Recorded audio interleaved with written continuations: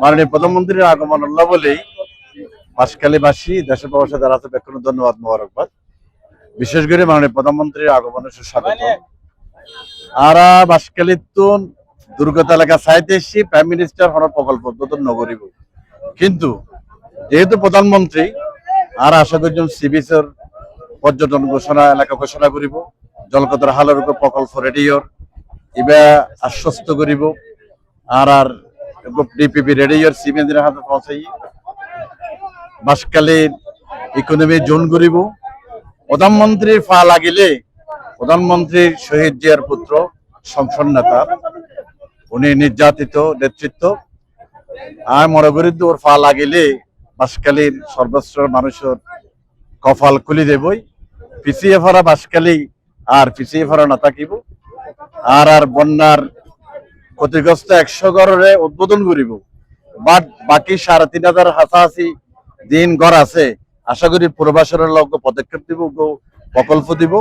তাছাড়া ক্ষতিগ্রস্ত এলাকার অবকাঠামো উন্নয়ন সহ সার্বিকভাবে বাঁশখালী মেইন রোডের তো প্রধানমন্ত্রীর অনুমোদন দিয়ে প্রশস্তকরণ কর্মসূচি শেষ হইলে আবার চাইলান দিব। এখন অতিরিক্ত হইম দিয়ে শুক্রিয়া।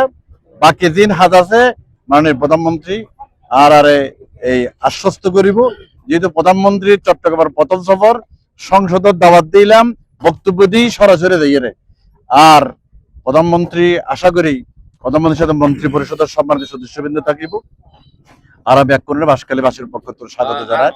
আসলে বৃহস্পতিবার আর বুধবার 2 দিন সংসদত বক্তব্য দিয়ে মাননীয় ত্রাণ মন্ত্রীর দাওয়াত দিলাম, কথা হইলাম, ডিও দিলাম এবং যেদিনে আসি আর সাথে বিরোধী নেতা আসছিল, মাননীয় ত্রাণ প্রতিমন্ত্রী আসছিল আর ত্রাণ মন্ত্রী আসছিল, বিদ্যুৎ প্রতিমন্ত্রী আসছিল আর রুহুল কবির রিজভী সাহেব আসছিল আর বিশেষ করে চট্টগ্রাম কৃতি সন্তান আবির খসরু সাহেব অর্থ পরিকল্পনা মন্ত্রী আসছিল আর মীর হেলাল সাহেব যে ভূমি প্রতিমন্ত্রী আসছিল, মন্ত্রী পরিষদের গুরুত্বপূর্ণ বহর আসছিল, বিরোধী নেতা আসি, বিরোধী সিপু আসছিল।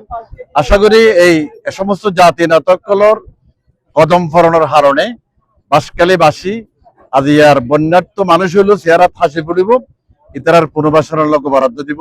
প্রধানমন্ত্রী আর বিরোধী নেতা যদি দিয়ে একসাথে নামে ইয়েন দিয়ে বাঁশখালী মানুষ বঞ্চনার শিকার নবে আশা করি।